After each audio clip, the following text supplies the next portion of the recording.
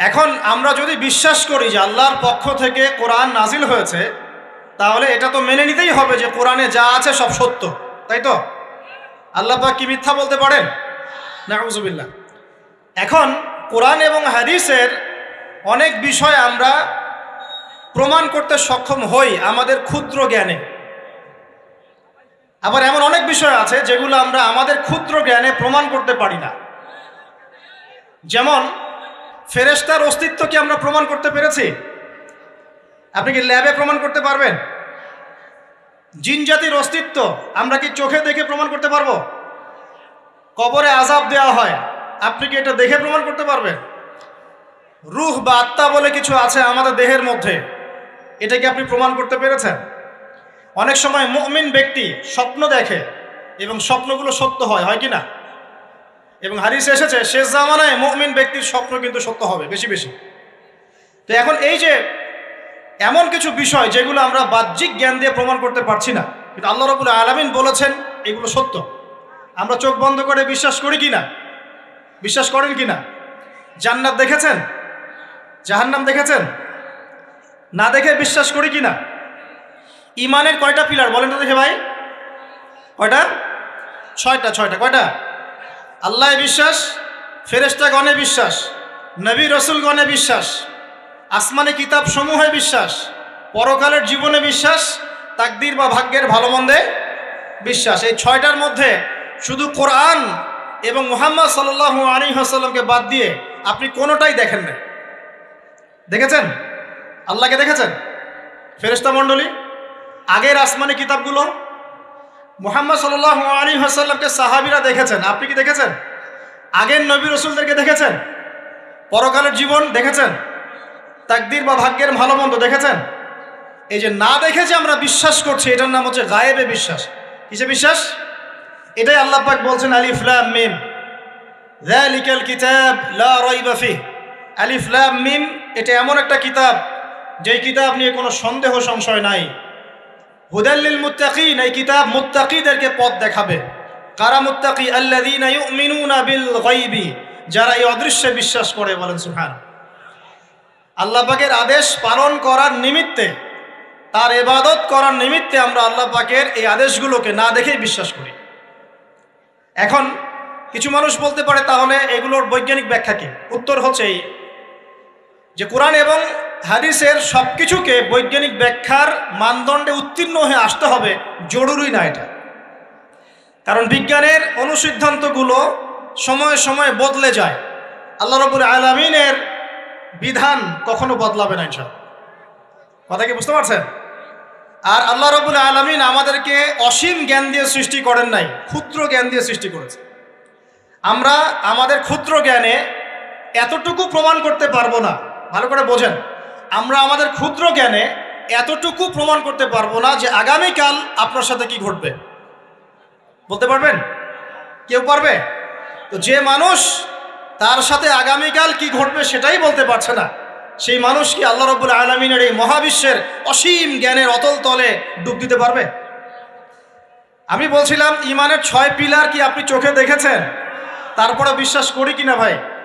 আচ্ছা, এখন আমরা এই জায়গায় ছিলাম যে আল্লাহ পাকের জ্ঞানটা অসীম। আল্লাহ পাকের জ্ঞান কি ভাই? আমি অসীমের একটা উদাহরণ দিয়ে বোঝাচ্ছি। মনে করেন এখানে আমরা যারা উপস্থিত আছি, আমরা সবাই জান্নাতে চলে গেলাম, মনে করেন, আল্লাহ কবুল করুন। জান্নাতে যাওয়ার পরে কি সময় শেষ হয়ে যাবে, না সময় আরো চলতে থাকবে?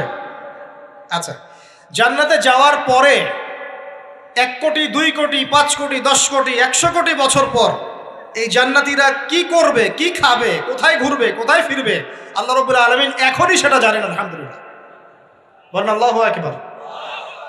আল্লাহকে চিনি একটু, আল্লাহ পাক এখনই সেটা জানেন, এই মুহূর্তে জানেন। যদি এখানে কোনো ভাই থাকেন, ফর এক্সাম্পল অমুক ভাইয়ের নাম আব্দুল্লাহ, এই ভাই মনে করেন জান্নাতে যাবেন ইনশাআল্লাহ, কথার কথা বলছে, কথার কথা। এখন তিনি জান্নাতে যাওয়ার 100 কোটি বছর পরে কোন হুরের সাথে কোথায় ঘুরে বেড়াবেন আল্লাহ পাক এখনই তা জানেন। আল্লাহ পাককে চিনতে শিখুন।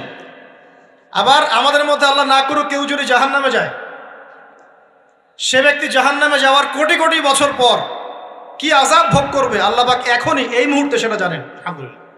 এবং আগেও জানতেন। আল্লাহ পাকের কোনো শুরু নাই, আল্লাহ পাকের কোনো শেষ নাই। আল্লাহ পাকের কোনো শুরু নাই, আল্লাহ পাকের কোনো শেষ নাই।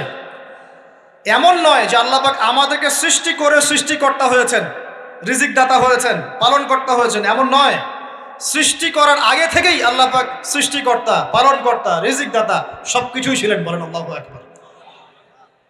আল্লাহ পাক একজন, তার কোনো শরীক নাই। আল্লাহ রাব্বুল আলামিনের জ্ঞান অসীম। এটার উদাহরণ হাদিসে দেয়া হয়েছে এভাবে যে মুসা এবং খিদির আলাইহিস সালাম নৌকায় সফর করছেন, একটা পাখি এসে নদী থেকে এক ফোঁটা পানি খেয়ে চলে গেল। তখন খিদির আলাইহিস সালাম বলছেন, হে মুসা, এই পাখিটা নদী থেকে যতটুকু পানি পান করতে পেরেছে, এই পানিটুকু হচ্ছে পুরো পৃথিবীর সমস্ত মাখলুকের জ্ঞান। আর এই পুরো নদীতে যত পানি আছে, এই সাগরে যত পানি আছে, এগুলো হলো আল্লাহ রাব্বুল আলামিনের জ্ঞান। আমি কি বুঝাতে পারছি ভাই? এখন সেই আল্লাহ রাব্বুল আলামিন যখন কোনো বিষয়কে সত্য বলবেন, সেটা সত্য কিনা? আল্লাহ পাক এখন বলছেন, আমি জিন আর মানব জাতিকে শুধু আমার ইবাদত করার জন্য সৃষ্টি করেছি। তার মানে জিন সত্য কিনা? আচ্ছা, একটু বলে দেই, মানুষের মধ্যে যেমন ভালো মন্দ আছে, জিন জাতির মধ্যেও কি আছে? ভালো মন্দ আছে। দুষ্ট জিন মানুষের ক্ষতি করার চেষ্টা করে। কি করে ভাই? এবং দিন দিন কিন্তু এর প্রভাবটা বাড়ছে। তো এখান থেকে বাঁচার জন্য কিছু প্রোটেকশন আগে বলে দেই, তারপর সামনে যাই। প্রত্যেক দিন সকালে এবং সন্ধ্যায় 3 বার করে সূরা ইখলাস পড়বেন। কুল হুয়াল্লাহু আহাদ, আল্লাহুস সামাদ, লাম ইয়ালিদ ওয়া লাম ইউলাদ ওয়া লাম ইয়াকুল লাহু কুফুয়ান আহাদ। সকালে সন্ধ্যায় কয়বার? 3 বার। আর 3 বার পড়বেন সূরা ফালাক, কুল আউযু বিরাব্বিল ফালাক, এই সূরা। আর 3 বার পড়বেন সূরা নাস, কুল আউযু বিরাব্বিন নাস। এটা প্রত্যেক ফরজ নামাজের পর একবার করে পড়বেন আয়াতুল কুরসি। আয়াতুল কুরসি কোন সূরা আছে? কত নম্বর আয়াত? মাশাআল্লাহ, 255। আল্লাহু লা ইলাহা ইল্লা হুয়াল হাইয়ুল কাইয়্যুম, এখান থেকে শেষ পর্যন্ত। আর কি করবেন? রাতের বেলা ঘুমানোর সময় পড়বেন সূরাতুল বাকারা, এর শেষের 2টা বা 3টা আয়াত। লিল্লাহি মা ফিস সামাওয়াতি ওয়া মা ফিল আরদ, এখান থেকে ফানসুরনা আলাল কওমিল কাফিরিন পর্যন্ত। নবী সাল্লাল্লাহু আলাইহি ওয়াসাল্লাম বলেছেন, রাতের বেলা কেউ যদি সূরা বাকারার শেষের এই 2টা 3টা আয়াত পড়ে ঘুমায়, সারা রাত আপনি যদি ইবাদতে থাকতেন, যে নেকি পেতেন, এটা পড়ে ঘুমানোর ফলে সেই নেকি পাবেন ইনশাআল্লাহ। এখন বলেন দেখি, কতজনের সূরা বাকারার শেষের 3টা আয়াত মুখস্থ আছে? মাশাআল্লাহ।